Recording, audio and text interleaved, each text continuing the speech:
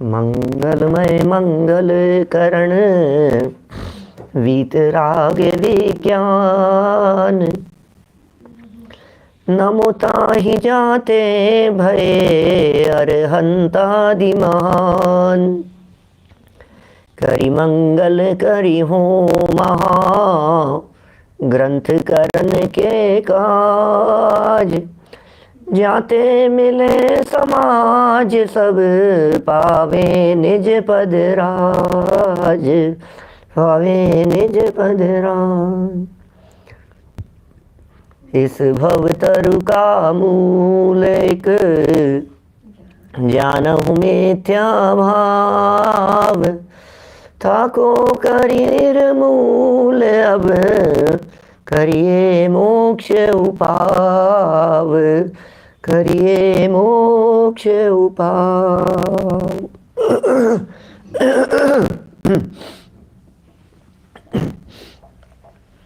मोक्ष मार्ग प्रकाशक नामक ये ग्रंथ है। चिंतन की गहराइयों में डूबकर एक एक बात अंदर से निकाल रहे हैं, सूक्ष्म भूलों का प्रतिपादन कर रहे हैं। व्यवहाराभासियों के अंतर्गत चौथे प्रकार के व्यवहाराभासी थे, धर्म बुद्धि से धर्मधारक, और उनका निरूपण सम्यक दर्शन, सम्यक ज्ञान और सम्यक चारित्र इन रूपों में किया गया। सम्यक दर्शन के अन्यथा रूप की चर्चा करते हुए देव, गुरु और धर्म इनके भक्ति के अन्यथा रूप की चर्चा की, और फिर 7 तत्वों के अन्यथा रूप की चर्चा चल रही थी।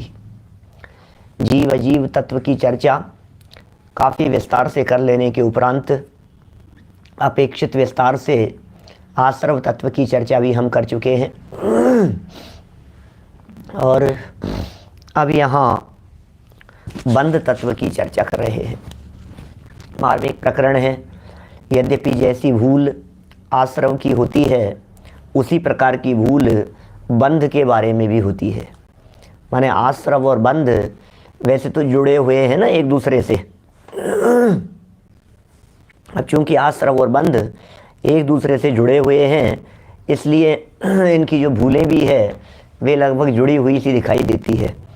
लेकिन विशेष बात यह है कि आश्रव में परिणामों को लिया जाता है और बंध में फल को लिया जाता है, उससे बंधने वाले कर्म के फल को। इतना तो मोटा मोटा अंतर हम इसमें निकाल ही सकते हैं। जब आश्रव संबंधी भूल की बात करते हैं तो शुभ अशुभ के संदर्भ में बात होती है, शुभ अशुभ भावों के संदर्भ में बात होती है। एक भाव को अच्छा जानता है, दूसरे भाव को बुरा जानता है। ऐसी जो भूल है, यह भूल है आश्रव तत्व के संदर्भ में। लेकिन शुभ अशुभ बंध के फल मझार, शुभ और अशुभ बंध के फल में रति अरति करे, रति करता है और अरति करता है।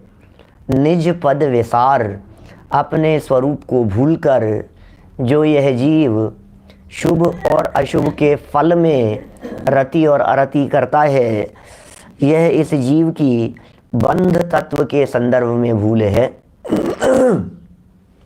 यद्यपि जो आश्रव के 5 हेतु पीछे बतलाए गए थे, मिथ्यात्व, अविरति, प्रमाद, कषाय योग, ये जो बातें कही गई थी, ये आश्रव के कारण रूप कहे गए। लेकिन इन्हें बंध का कारण भी कहा गया है। मिथ्यात्व, अविरति, प्रमाद, कषाय योगा बंध हेतुवा, ऐसा उमा स्वामी आचार्य ने सूत्र दिया है ना। तो इनको तो बंध हेतु कहा गया।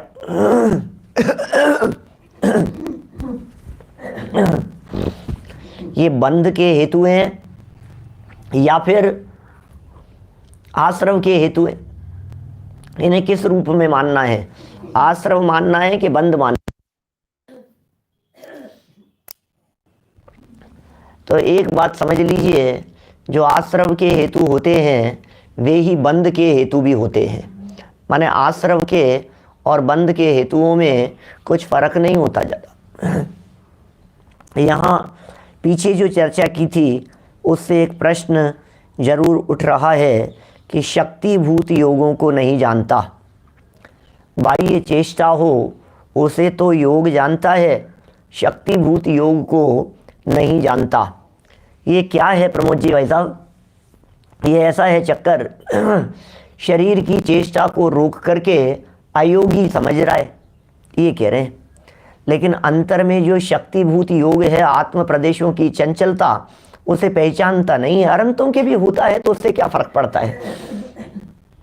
ये योग अरहंत भगवान के भी हैं, लेकिन योग संबंधी मिथ्या मान्यता ये तो चौथे गुणस्थानवर्ती के भी नहीं है।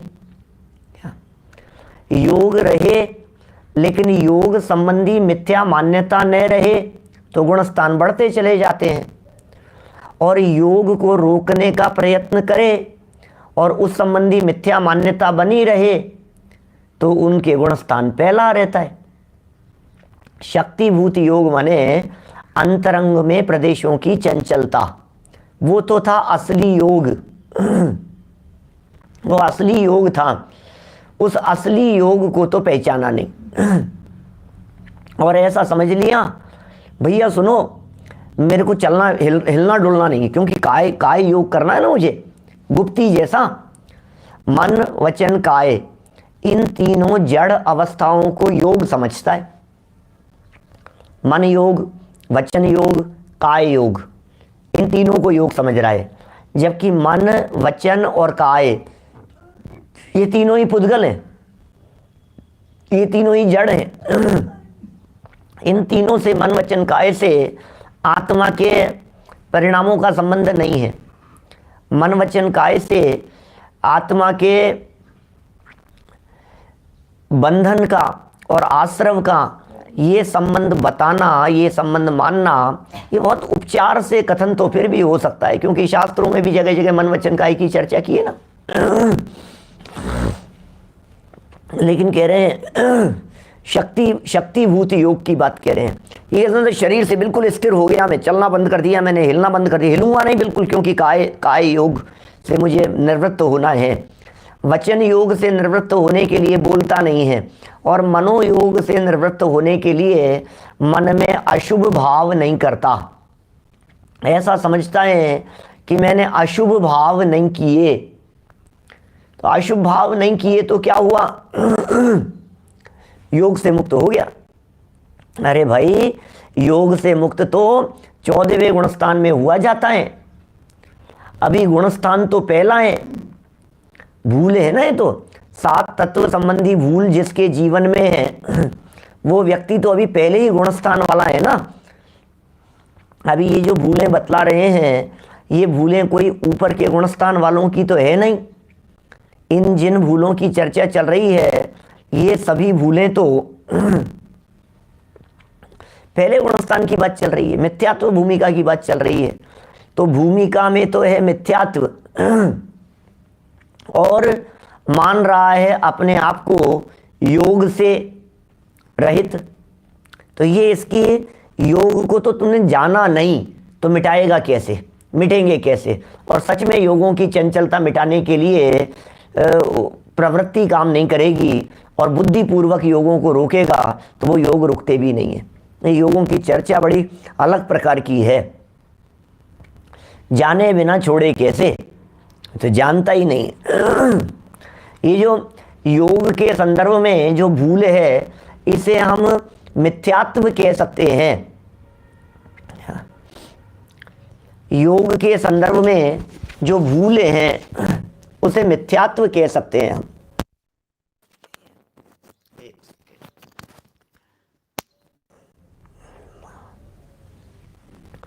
कैसे कैसे मिथ्यात्व कहेंगे इसको? क्योंकि मन वचन काय शरीर की अवस्था थी, मान लिया चेतन की अवस्था। बोले देह की अवस्था को अपनी अवस्था मानता है, परद्रव्य की अवस्था को अपनी मानता है। और अब भी आ रही है कि डिस्टर्बेंस? अब नहीं आनी चाहिए शायद, मैंने उसे दोबारा निकाल के लगाया है माइक को। देह की पर की अवस्था को अपनी अवस्था मानता है, ये इसकी भूल है। हाँ, ये कहीं ऐसा तो नहीं कि गले में से आ रही है उसे आप ऐसा समझ रहे हो कि ये माइक में से आ रही है। अभी भी है, कुछ ना कुछ माइक की गड़बड़ी भी हो सकती है। अब ये तो पुद्गल है ना, पुद्गलों का परिणमन तो होता ही है ना। देखिए, चलिए कोई बात नहीं, विकल्प नहीं करें। कुल मिलाकर के आश्रम की चर्चा अपन कर चुके थे। अब बंद की तरफ बढ़ते हैं। पेज नंबर 227 देखिए।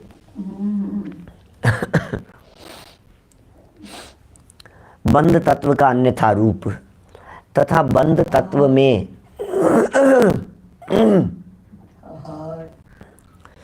जो अशुभ भावों से नरकादि रूप पाप का बंध हो उसे तो बुरा जानता है, और शुभ भावों से देवादि रूप पुण्य का बंध हो उसे भला जानता है। बहुत सुंदर बात कह रहे हैं।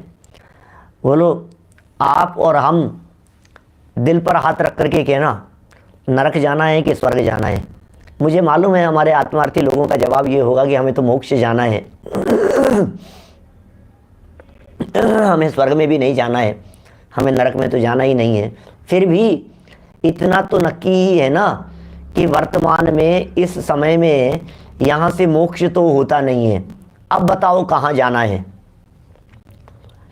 यदि आपको स्वर्ग में नहीं जाना है तो फिर नरक में ले चलें? नहीं नहीं नहीं, फिर नरक से तो स्वर्ग ही अच्छा है।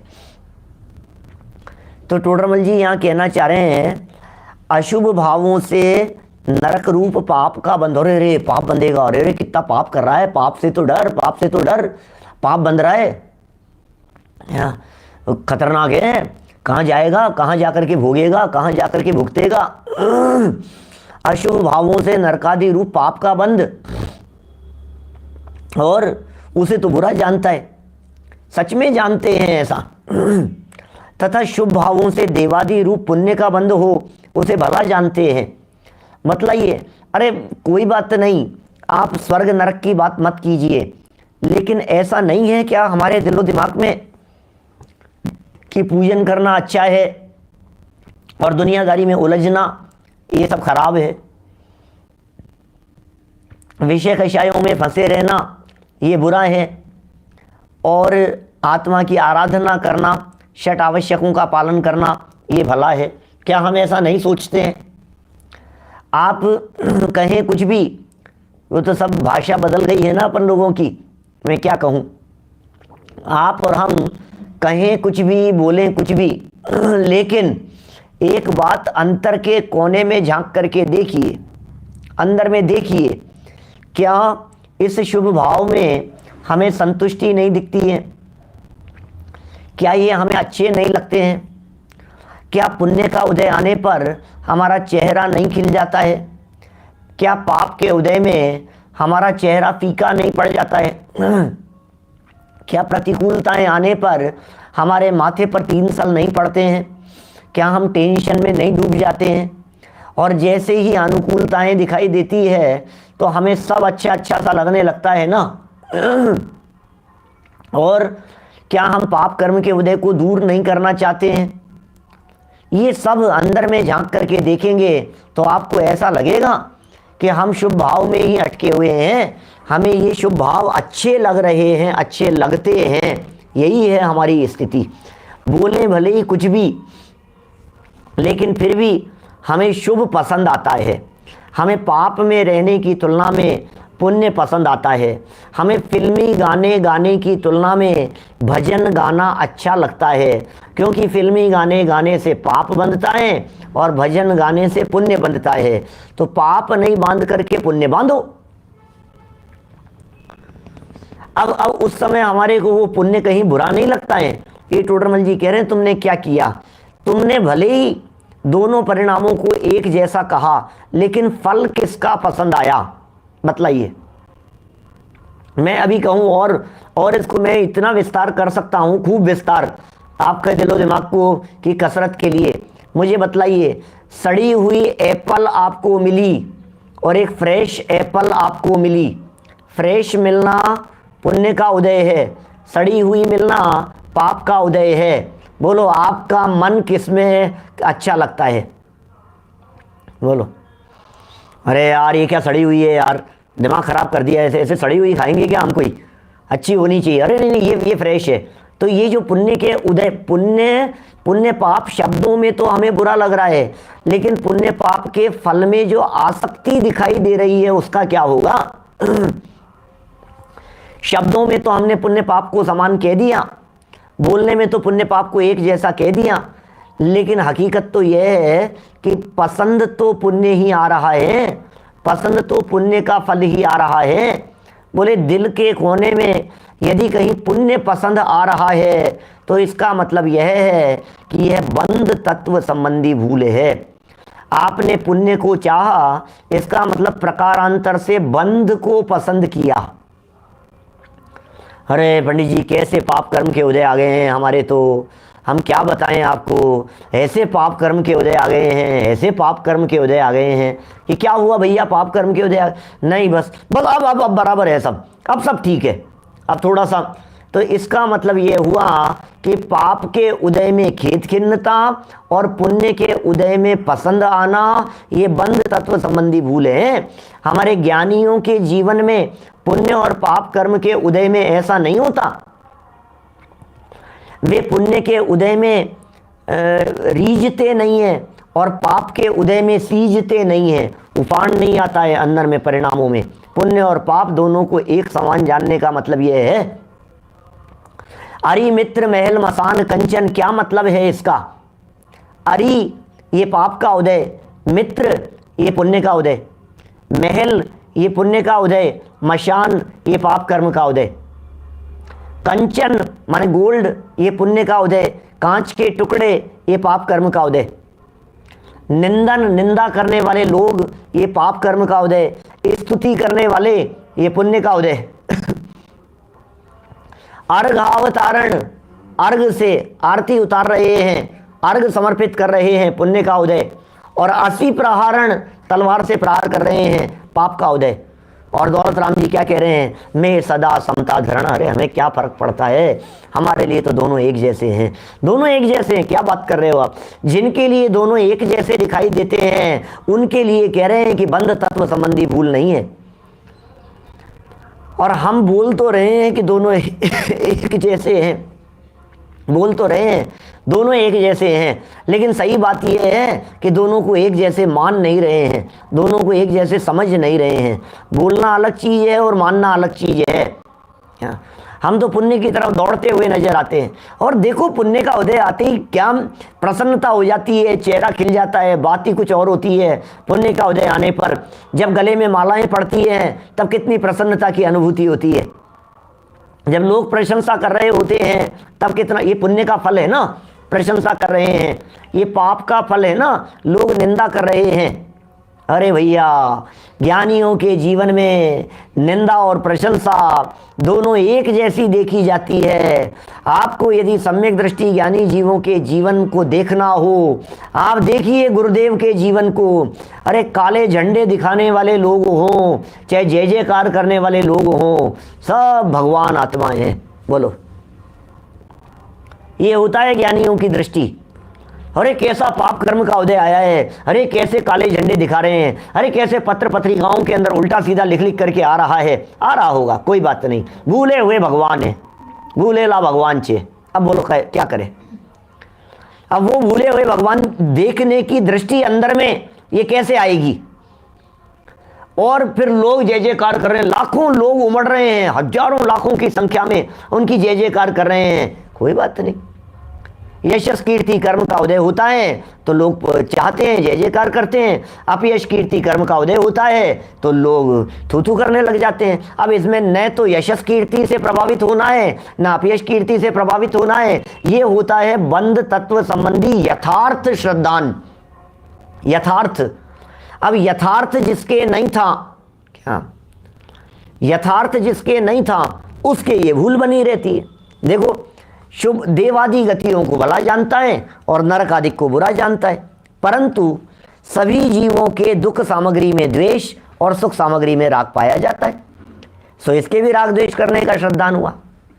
पूरी दुनिया में हर व्यक्ति तो ये कर रहा है क्या? पूरी दुनिया में हर व्यक्ति के ही तो दुख की सामग्री में द्वेष पाया जा रहा है संसारी प्राणियों के, और अनुकूल सामग्रियों में राग पाया जा रहा है सर्व जगत के जीवों में। ऐसा ही तो हो रहा है। सो इसके भी राग द्वेष करने का श्रद्धान हुआ। भूल है जैसा इस पर्याय संबंधी सुख दुख सामग्री में राग द्वेष करना है, वैसे ही आगामी पर्याय संबंधी सुख दुख सामग्री में राग द्वेष करना है। कदाचित इस पर्याय संबंधी राग द्वेष में तो ये राग द्वेष नहीं करे, सहज रहे, लेकिन अगले जन्म संबंधी, अगले भव संबंधी अनुकूलताएं और प्रतिकूलताएं, उनके प्रति जो हमारी आसक्ति और अनासक्ति का भाव है, बोले ये राग द्वेष करना ये तो मिथ्या है। टोडरमल जी कहाँ जाकर के पकड़ रहे हैं? टोडरमल जी हमारी प्रवृत्ति से हमारी मान्यता को पकड़ने की चेष्टा कर रहे हैं। तो किधर दौड़ रहा है बता? सम्मान के लिए दौड़ रहा है, मान सम्मान के लिए दौड़ रहा है, यश प्रतिष्ठा के पीछे भाग रहा है। ये मिल जाए, ये मिल जाए, ये मिल जाए, जे ख्याति लाभ पूजादि चाह, धरी करण विविध विधि देह दाह, आत्म अनात्म के ज्ञानहीन, जे जे करनी तन करण छीन। क्या जो कुछ भी किया जा रहा है, तन करण छीन, शरीर को क्षीण करने वाली जो कुछ भी क्रियाएं दिखाई दे रही है, ते सब मिथ्या चारित्र, वो सब का सब मिथ्या चारित्र है। उन सबको मिथ्या चारित्र समझ लेना। ये बंध तत्व संबंधी भूल है। बड़े प्रकरण जो यहाँ कहे जा रहे हैं, ये अंदर में टटोलने की जरूरत है, क्योंकि भूल अंदर की है ना, तो ऊपर से पकड़ में नहीं आएगी। और बतलाओ, बाहर में कदाचित ये भी कहता हुआ नजर आए, ऐसा भी कहे बाहर में, अरे नहीं नहीं अपने तो क्या है, पुण्य पाप एक जैसा ही है जी, अपने तो क्या नहीं, अपने तो पुण्य भी नहीं चाहिए, और क्या किसी ने मेरी प्रशंसा कर दी तो क्या हो गया। तो भी अंदर दिल के कोने में कहीं न कहीं ये बात दबी हुई बैठी हुई है कि ये अच्छा तो लगता है, मन में जो प्रसन्नता होती है, ये उस भूल को तोड़ने की बात कर रहे हैं, ये वहां से निकालने की बात कर रहे हैं। पकड़ना तो पड़ेगा अपने को अपनी गलती, अपने को अपनी भूल, जहां चूक कर रहे हैं वो किसको निकालनी है? हमें ही तो निकालनी है। हमारी गलती हम ही पकड़ सकते हैं, बस। क्या हमारी गलती कोई दूसरा नहीं पकड़ सकता, दूसरे के बात पकड़ में नहीं आ सकती। देखिए, बंध तत्व संबंधी भूल का सेकंड पैराग्राफ हम पढ़ते हैं, और भी कुछ विशेष बात यहाँ कही गई है।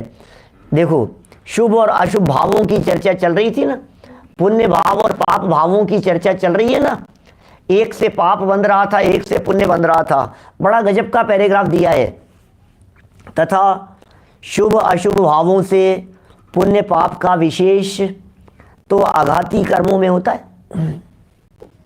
शुभ भावों से और अशुभ भावों से, शुभ भाव से पुण्य और अशुभ भाव से पाप, ये विशेष कहाँ होता है?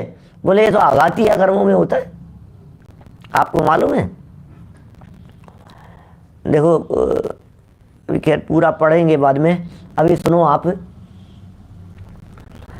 8 कर्मों को और 8 कर्म की प्रकृतियों को 2 भागों में बांटा गया है। क्या?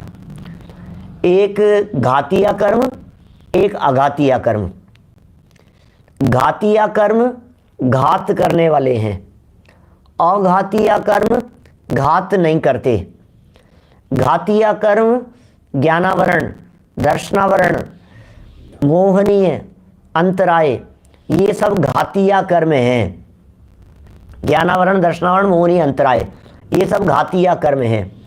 इन घातीय कर्मों की सारी की सारी प्रकृतियां, सारी की सारी प्रकृतियां घातीय कर्मों की, वो सब पाप प्रकृतियां ही हैं। जैसे ज्ञानावरणी की 5, ज्ञानावरणी की मति ज्ञानावरण, श्रुति ज्ञानावरण, अवधि ज्ञानावरण, मन प्रिय ज्ञानावरण और केवल ज्ञानावरण, ये जो 5 ज्ञानावरणी कर्म की प्रकृतियां हैं, सब की सब पाप प्रकृतियां हैं। किसी व्यक्ति के ज्ञानावरणी कर्म बंधा तो क्या कहा जाएगा कि पाप बंधा, क्योंकि उसकी सारी प्रकृतियां पाप रूप ही है। स्वभाव का घात कर रही है ना, तो उसे भला कैसे कहें, उसे पाप ही कहेंगे, वो पाप प्रकृति है। इसी तरह से दर्शनावरणी कर्म की 9 प्रकृतियां कही है। चक्षु दर्शनावरण, अचक्षु दर्शनावरण, अवधि दर्शनावरण, केवल दर्शनावरण, ये 4 हो गई। और 5 कही है निद्रा, निद्रा निद्रा निद्रा, प्रचला प्रचला प्रचला, स्त्यान गृद्धि। क्या अभी सोचो जरा, ये जो 5 प्रकार की निद्रा और 4 प्रकार का और दर्शनावरण, ये 9 प्रकृतियां, ये सब की सब पाप प्रकृतियां ही हैं। इसका मतलब नींद आ रही है, नींद ले रहे हैं, तो वो पाप ही बंध रहा है। ये जो प्रकृति बंध रही है, इस प्रकृति को पाप ही कहते हैं। इसी तरह से मोहनी कर्म की जितनी भी प्रकृतियां हैं, 28 प्रकृतियां, दर्शन मोहनी की 3, चारित्र मोहनी की 25, दर्शन मोहनी की 3 में मिथ्यात्व, सम्यक्त्व मोहनी है। चारित्र मोहनी कर्म की जो 25 कही है, अनंतानुबंधी, क्रोध मान माया लोभ, अप्रत्याख्यान, क्रोध मान माया लोभ, प्रत्याख्यान, क्रोध मान माया लोभ, संज्वलन, क्रोध, सब सब सब सब पाप है, ये पाप। ऐसे ही अंतराय कर्म स्वभाव का घात करने वाला है। ज्ञान, क्या नाम है, दान, लाभ, भोग, भोग, वीर्य, इन सबके साथ में लगाना अंतराय, दानांतराय, लाभांतराय, भोगांतराय, उपभोगांतराय, वीर्यांतराय। इनमें पुण्य होता ही नहीं है। इन प्रकृतियों में पुण्य प्रकृतियां है ही नहीं, ऐसा समझ लीजिए आप। तो ये इनमें पुण्य प्रकृतियां नहीं है। तो अब जो आघातीय कर्म हैं, उन आघातीय कर्मों में पुण्य और पाप कर्म का बंटवारा होता है। आघातीय कर्म की प्रकृतियां कितनी? बोले आघातीय कर्मों की 100 प्रकृतियां हैं। नहीं, आघातीय कर्म की नहीं, आघातीय कर्म की प्रकृतियां तो 101 घातीय कर्म की 47 प्रकृतियां, ज्ञानावरण 5, दर्शनावरण 9, मोहनी 28 और अंतराय 5, ये टोटल 47 प्रकृतियां घातीय कर्मों की है। और 148 में से बाकी बची हुई 101 प्रकृतियां ये आघातीय कर्मों की है। अब सुनो, घातीय और अघातीय कर्मों की इन प्रकृतियों में से 100 प्रकृतियां तो पाप रूप है और 68 प्रकृतियां पुण्य रूप है। पाप पुण्य का बंटवारा करेंगे ना इनमें। 148 कर्म प्रकृतियों को पुण्य और पाप में बांटा, पुण्य और पाप में। तो बोले बतलाओ कितनी प्रकृतियां पाप रूप है? बोले 100 प्रकृतियां, 100। तो पुण्य रूप तो 48 बचेगी कि नहीं? नहीं, पुण्य प्रकृतियां हैं 68। ये 68 पुण्य प्रकृतियां और 100 पाप प्रकृतियां, ऐसे 68 हो गई, 168 टोटल प्रकृतियां। कि टोटल तो 148 ही थी है? तो बोले ये जो स्पर्श आदि की जो प्रकृतियां है ना, 20 प्रकृतियां, ये 20 प्रकृतियां पुण्य में भी शामिल होती है और पाप में भी शामिल होती है, दोनों में शामिल होती है। पहले की थी चर्चा हमने, हो सकता है पहले जब बंध तत्व की चर्चा की हो तभी इस प्रकार की चर्चा आई हो। और भी जगह पर टोडरमल जी ने जहाँ घाती आघातिया के संदर्भ में ऐसा ही प्रकरण और दिया है, वहाँ भी हमने पहले चर्चा की है। तो अब सुनो बात क्या कहना चाहते हैं। बात यह है, जैसे स्पर्शन इंद्रिय है, तो बतलाइए कोमल स्पर्श, ये कोमल स्पर्श पुण्य प्रकृति है या पाप प्रकृति है? जैसे मान लीजिए वाइट कलर, वाइट कलर पुण्य प्रकृति है या पाप प्रकृति? वाइट कलर मिलना, रेड कलर मिला, ये रेड कलर, ग्रीन कलर मिला, ये ग्रीन कलर पुण्य प्रकृति की वजह से मिला कि पाप कर्म प्रकृति की वजह से मिला? बोले इनमें यदि अनुकूलता की फीलिंग हो तो इन्हें पुण्य प्रकृतियां कह देंगे, और इनमें ही यदि प्रतिकूलता की फीलिंग हो तो इन सभी को पाप प्रकृतियां कह देंगे। इन्हीं सभी को, माने स्पर्श रस गंध वर्ण की इससे रिलेटेड इनका विस्तार करके जो भी प्रकृतियां बनती है उन सब प्रकृतियों को अनुकूल वेदन होने पर पुण्य प्रकृति कह दिया जाता है और प्रतिकूल वेदन होने पर पाप प्रकृति कह दिया जाता है। तो असली बात तो यहाँ ये समझाना चाहते हैं कि पुण्य और पाप कर्म का बंटवारा तो आघातीय कर्मों में होता है। तो भूल क्या हो गई इसमें? प्रकृतियों के भेद प्रभेद समझा रहे हो पंडित जी से, इसमें गलती क्या है? इसमें गलती है कि ये समझ रहा है कि मैंने शुभ भाव किया तो पुण्य बांध लिया। ये समझ रहे ना आप, शुभ भाव करके पुण्य बंध गया। इसमें गलती क्या है?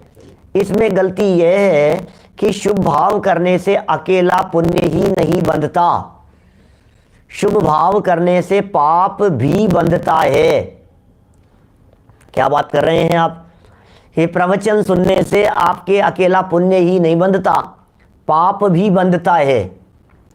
पूजन भक्ति आराधना आवश्यकों का पालन करने से अकेला पुण्य ही नहीं बंधता, पाप भी बंधता है।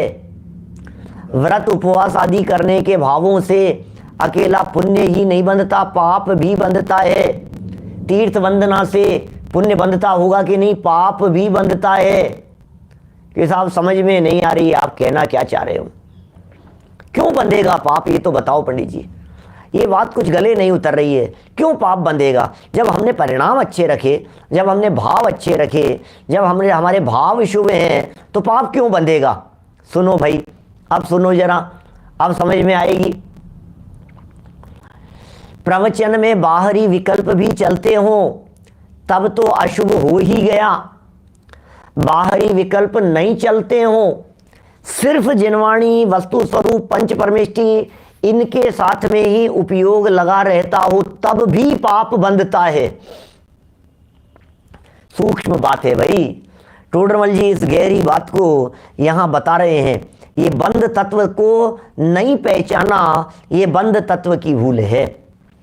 मैंने बहुत उपयोग पूर्वक, बहुत शुभ भाव पूर्वक, बहुत उपयोग की एकाग्रता पूर्वक, जिस समय में मेरा उपयोग बिल्कुल प्रवचन के एक एक शब्द में लगा हुआ था, जिस समय मेरा उपयोग इधर उधर नहीं गया था, बतलाओ तब तो पुण्य बंधेगा ना कि नहीं? तब भी पाप बंध रहा है। अभी समझाता हूं, अभी समझ में आ जाएगी सब बात आपके। कैसे समझ में आएगी कि बतलाइए। प्रति समय के परिणामों से कितने कर्म बंध रहे हैं? हर समय के परिणामों से कि साहब 8 तो नहीं कहेंगे, क्योंकि आयु कर्म तो लाइफ में एक ही बार बंधता है, और आयु कर्म को छोड़कर बाकी 7 कर्म प्रकृतियों का बंधन क्या निरंतर चल रहा है। मैंने अभी इतनी लंबी चौड़ी आपको भेद प्रभेद करके प्रकृतियों की विस्तार से व्याख्या करके क्यों बताया? कुछ तो प्रयोजन होगा, इसलिए बताया है कि जब हम भक्ति के भाव होते हैं, जब हमारे सुनने के भाव होते हैं, जब हमारे तत्वज्ञान की आराधना के भाव होते हैं, या जिस समय हमारा उपयोग आत्मा संबंधी चिंतन में लगा हुआ होता है, तब भी चिंतन की बात कर रहा हूं, विकल्पात्मक चिंतन की, तब भी 7 कर्मों का आश्रव नॉन स्टॉप चल रहा है। ज्ञानावरण का, दर्शनावरण का, मोहनीय, अंतराय, वेदनीय, नाम और गोत्र बराबर चल रहा है। क्या अपने में उपयोग नहीं हो तब शुभ अशुभ होता है, सो तो ठीक, लेकिन शुभ और अशुभ 2 होते हैं ना। अशुभ में तो पाप बंधता है, लेकिन शुभ में भी अकेला पुण्य नहीं बंधता है। ये बात दिमाग में बैठनी चाहिए।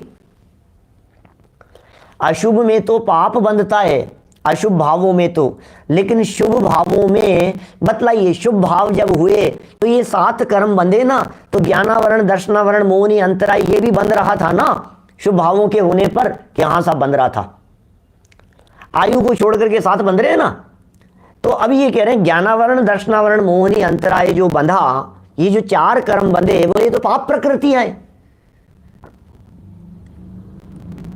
मैं स्वाध्याय में मेरा उपयोग लगा हुआ है, 7 कर्म बंध रहे हैं, उस समय में भी शुभ भाव में उपयोग है तब भी 7 कर्म बंध रहे हैं। इसका मतलब ज्ञानावरण, दर्शनावरण, मोहनी, अंतराय, ये तो उस समय में भी बंध रहे हैं जिस समय में मैं भक्ति कर रहा हूं। ये 4 कर्म तो उस समय भी बंध रहे हैं जिस समय मैं आराधना कर रहा हूं।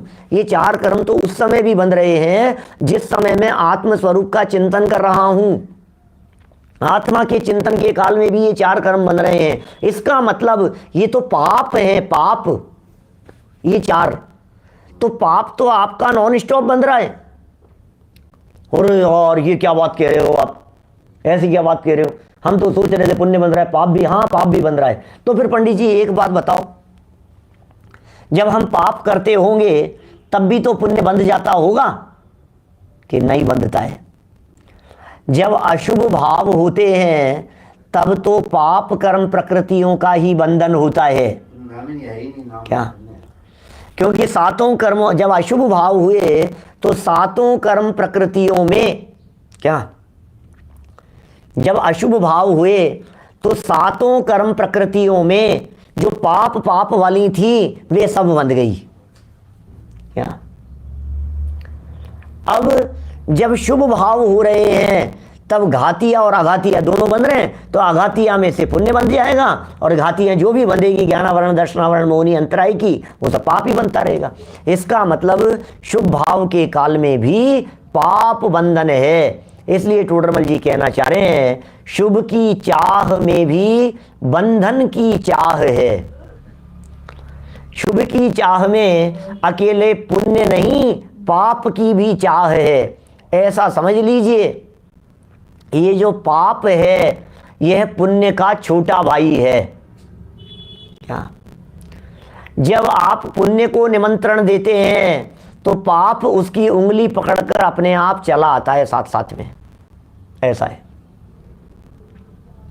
जैसे पिता के निमंत्रण में पुत्र चले जाते हैं लेकिन पुत्र के निमंत्रण में पिता नहीं जाते, ऐसे ही पाप के निमंत्रण में पुण्य नहीं आता लेकिन पुण्य के निमंत्रण में पाप अपने आप साथ साथ में चला आता है। ये ख्याल में आई बात? इसलिए आचार्यों ने जहां जहां ऐसी आवाज लगाई है पुण्य भी तो पाप है, पुण्य भी तो पाप है, योग सार ग्रंथ की 71 नंबर की गाथा है, 71 नंबर योग सार में, हर पाप को सारा जगत ही बोलता यह पाप है। ध्यान देना शब्दों की तरफ, मूल गाथा बोल रहा हूं पद्यानुवाद।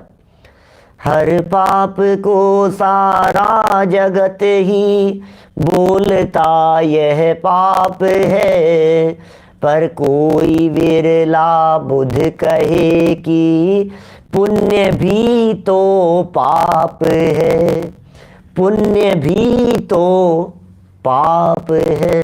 पुण्य भी पाप है, कैसी बात कर रहे हो? क्या? हाँ जी, मालूम है जब जयसेनाचार्य देव ने समय सार ग्रंथ में पुण्य पाप अधिकार की टीका संपन्न की तो वहां संपन्न करते करते वे लिखते हैं कि अब पाप अधिकार संपन्न होता है। क्या क्या कह रहे हो आप पंडित जी? अधिकार क्या था? पुण्य पाप अधिकार। समय सार का पुण्य पाप अधिकार है, पुण्य पाप अधिकार। तो क्या लिख रहे हैं? जयसेनाचार्य की टीका की बात कर रहा हूं। वे अंत में नीचे जाकर के क्या लिखते हैं समापन करते हुए? अब पाप अधिकार संपन्न होता है। मिस्टेक हो गई होगी, शब्द छूट गया होगा, गलती से रह गया होगा, टाइपिंग मिस्टेक रह गई है। क्या? पुण्य शब्द छूट गया है। हम ऐसा मान लेते कि कहीं कोई चूक हो गई है, शब्द छूट गया है, क्योंकि पुण्य पाप अधिकार है ना, जोड़ दो इसको, पुण्य जोड़ दो यहां शब्द, पुण्य पाप अधिकार। पता है क्या लिखा उन्होंने? इसकी सिद्धि कैसे होती है? उन्होंने ये पाप अधिकार संपन्न करने की बात कहने के बाद स्वयं प्रश्न उठाया कि अधिकार तो पुण्य पाप है, आप अकेला पाप अधिकार क्यों लिखते हो? क्या क्या ये प्रश्न उठाया जयसेनाचार्य देव ने कि अकेला पाप अधिकार क्यों लिख रहे हो इसको? तो क्लियर हो गई कि ये जो पाप अधिकार संपन्न लिखा ये चूक नहीं थी, ये गलती नहीं थी। तो क्यों लिखा उन्होंने? तो उन्होंने जवाब दिया वहां, अरे जो पतित कराए सो पाप, पतित नीचे गिराए उसे पाप कहते हैं। और पुण्य भी हमें अपने स्वभाव से पतित कराता है, इसलिए पुण्य भी पाप है। ये हमें स्वभाव से पतित कराने वाला है। ये शुभ भाव भी जब तक है तब तक अतीन्द्रिय आनंद नहीं है। ये शुभ भाव भी जब तक है तब तक आत्मा के अतीन्द्रिय आनंद का रसास्वादन नहीं है, उसके आनंद की अनुभूति नहीं है। इसलिए कह रहे हैं ये पुण्य भी पाप है। शुभ भाव को आचार्यों ने कैसे शब्दों के प्रयोग किए हैं। अरे 77 नंबर गाथा प्रवचन सार में तो जो बात कही है, पुण्य पाप में अंतर नहीं है, पुण्य पाप में अंतर नहीं है, ये सच्ची बात है, अंतर नहीं है। अच्छा, जो न माने बात ये संसार सागर में भ्रमे, मदमोह से आचिन्न वे। पुण्य पाप में जो व्यक्ति अंतर मान लेता है, अनंत संसार में परिभ्रमण करता है। 77 नंबर गाथा है। बोलो भाई साहब, ये बातें सच में अद्भुत है। ये बातें गले उतरना बड़ा कठिन काम है। इसलिए मैंने शायद एक आध दिन पहले आपसे ये बात कही थी। ये रत्न है, ये चौराहे पर खोलने जैसे नहीं है, ये बिखेरने जैसे नहीं है, ये हर किसी व्यक्ति को बताने जैसी बात नहीं है, ये जन सामान्य को बताने जैसी बात नहीं है। जिसमें थोड़ी सी पात्रता दिखे, जिसमें थोड़ी सी योग्यता दिखे, जिसमें थोड़ा सा कुछ लगे कि हाँ भाई ये समझने की योग्यता वाला है, उसे समझाना। नहीं तो मंदिर में रोजाना पूजन करने वालों को जाकर के कहो आप भैया ये पुण्य भी पाप है, तो वो कहेगा यार तुम बकवास बंद करो, निश्चयवासी हो तुम लोग एकांतवादी हो, तुमसे बात नहीं करनी हमारे को, तुमसे संपर्क नहीं रखना हमारे को, ऐसा कहेंगे। भाई साहब, यदि इनका बस चले तो ये तो कुंदाचार्य को एकांतवादी कह देवे, बोलो। लेकिन वो बस चलता नहीं है, क्या करें। देखो मैं जो पैराग्राफ है, इस पैराग्राफ को पढ़ करके बात को संपन्न करता हूं। ये कहना क्या चाह रहे हैं, अनुभाग आदि में कषायों की दृष्टि से फर्क पड़ता है उनमें। देखिए, बंध तत्व अन्यथा रूप का अंतिम पैराग्राफ, शुभ अशुभ भावों से पुण्य पाप का विशेष तो आघाती कर्मों में होता है, परंतु आघाती कर्म आत्मगुण के घातक नहीं है। आघातीय कर्मों से आत्मा के गुणों का तो घात होता नहीं है। क्या फर्क पड़ गया है। पुण्य पाप का जो विशेष था आघातीय कर्मों में हुआ, आत्मा का तो कोई इफेक्ट पड़ा नहीं है। और बहुत पुण्य का उदय आ गया, पुण्य का उदय आ गया। श्रीमद राजचंद्र जी साहब की पंक्तियां है ना, लक्ष्मी बड़ी अधिकार भी पर बढ़ गया क्या बोलिए। क्या बढ़ गया ये तो बताओ। नहीं बढ़ गया, क्या बढ़ गया ये तो बताओ। पुण्य का उदय आ गया, पुण्य का उदय आ गया, ये बढ़ गया। कुछ नहीं बढ़ा है भाई, कुछ नहीं बढ़ा है। संपत्ति बढ़ गई, तो तेरे में क्या बढ़ गया ये तो बता। आत्मा के गुणों में कितना विकास हो गया ये तो बता। वो तो कुछ नहीं हुआ है, वो खत्म है कहानी। आघाती कर्म आत्मगुणों के घातक नहीं है। आगे बढ़ो। तथा शुभ अशुभ भावों में, शुभ भाव और अशुभ भावों में घाती कर्मों का तो निरंतर बंध होता है। शुभ अशुभ भावों में घाती का तो निरंतर बंद हो रहा है। ज्ञानावरण, दर्शनावरण, मोहनी, अंतराय तो नॉन स्टॉप बन रहे हैं, 7 बन रहे हैं, उनमें ये 4 भी तो बन रहे हैं। इनका निरंतर बंद होता है और वे सर्व पाप रूपी है। क्या करें। और वही आत्मगुण के घातक है। लो, अब हमने शुभ भाव किया तो शुभ भाव करने पर जो हमारे घाती या कर्म बंधे वे आत्म स्वभाव के घातक है ना, ये नुकसान पहुंचाने वाले हैं ना, आत्म स्वभाव के घातक। तो जो आत्म स्वभाव के घातक थे, जो पाप रूप ही हैं, उन्हें तू भला मान रहा है। जो दुश्मन है उन्हें भला मान रहा है। जो तुम्हारा घात करने वाले हैं तुमने उसे दोस्त समझ लिया। शुभ भाव को मित्र मानना कितनी बड़ी भूल है, जरा कल्पना करके देखो आप। पहाड़ जैसी बड़ी भूल है ये। शुभ भाव में धर्म मान लेना, शुभ भाव को अच्छा जान लेना, बंद को भला मान लिया गया, दुश्मन को भला मान लिया गया। मेरे अंदर घुसकर, मेरे घर में आकर मेरे घर में नुकसान पहुंचा रहा है, मेरे ज्ञान दर्शन सुख वीर्य का घात कर रहा है। घाती या कर्म माने क्या है? मेरा घात कर रहा है ना, मेरे स्वभाव का घात कर रहा है ना। तो ये कह रहे हैं आत्मगुणों के घातक हैं, ये सब नुकसान पहुंचाने वाले हैं। इसलिए सावधान रहना भैया इन शुभ भावों से भी। इसलिए अशुद्ध भावों से, अशुद्ध भाव माने दोनों, शुभ और अशुभ, इन्हें अशुद्ध कह दिया गया। शुभ भाव और अशुभ भाव दोनों को एक शब्द में कहना हो तो अशुद्ध भाव कहेंगे। अशुद्ध भावों से कर्म बंद होता है। अशुद्ध भावों से उसमें भला बुरा जानना वही मिथ्या श्रद्धान है। क्या अशुद्ध भाव थे तो अशुद्ध, उनमें भला बुरा जानना वही मिथ्या श्रद्धान है। एक को भला मान लिया और एक को बुरा मान लिया। दुश्मन थे दोनों, एक अच्छी ड्रेस पहन करके आया, एक खराब पहन करके आया। जुगल जी बाबूजी से ऐसा कहते थे, एक नहाया हुआ है एक बिना नहाया हुआ है, बस इतने में समझ लेना आप। क्या एक को अच्छा जान रहा है एक को बुरा जान रहा है, मिथ्या श्रद्धान है। सो ऐसे श्रद्धान से बंध का भी उसे सत्य श्रद्धान नहीं है। बंध के बारे में उसने सही बात नहीं जानी है, बंध के स्वरूप को यथार्थ रीति से नहीं समझा है। ये बंध तत्व संबंधी इसकी भूल है, और ये सारी की सारी भूल ये नई भूल है। क्योंकि पुण्य के फल में स्वर्ग मिलता है, पाप के फल में नरक मिलता है। ये तो पढ़े लिखे लोग जान रहे हैं ना, ये अनादिकालीन नहीं है भूल, इसलिए इसे ग्रहित मिथ्यात्व की श्रेणी में रखा है। ये जो 7 तत्व संबंधी प्रकरण चल रहा है, ये ग्रहित मिथ्यात्व संबंधी भूलों का प्रकरण है। नया ग्रहण किया है, इस जन्म की इस भाव की नई कमाई है। वो तो पुण्य पाप के फल को जानता ही नहीं है, वो तो शुभ अशुभ भावों के फल को जानते ही नहीं है। एक इंद्रियादि जीव तो कि पुण्य के फल में मुझे स्वर्ग मिल जाएगा, पाप के फल में नरक मिल जाएगा, कौन जानता है ऐसा?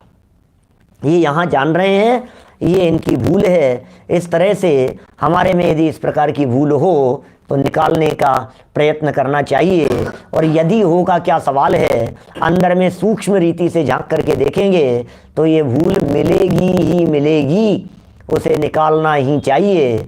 हम सभी इन भूलों को निकालकर वेद विज्ञान करते हुए सम्यक दर्शन की प्राप्ति करें, इसी भावना से बात को यहीं विराम देता हूँ। आज दोपहर में क्रमबद्ध की चर्चा में मैं अकाल मृत्यु की चर्चा करने वाला हूँ। सूचना मैं पहले भी आप लोगों को दे चुका हूँ, आप अवश्य ध्यान रखें, क्योंकि अकाल मृत्यु के संदर्भ में जिज्ञासाएं लोगों को होती ही होती है। 2:30 बजे क्षत्र चूड़ामणि की चर्चा, 3:30 बजे अकाल मृत्यु की चर्चा। अन्य भी जो लोग आपको क्रमबद्ध को लेकर के अकाल मृत्यु संबंधी प्रश्न करते हों, आप उन्हें भी कह सकते हैं, बता सकते हैं। शाम को जो संलेखना की चर्चा चल रही है वो मार्मिक चर्चा यथावत चलेगी। दिनवाणी। निज निधि निज में बताई, यह अनंत उपकार है। उसके लिए जिन वाणी माँ को वंदना शत बार है, वंदना शत बार है। नो वाणी नो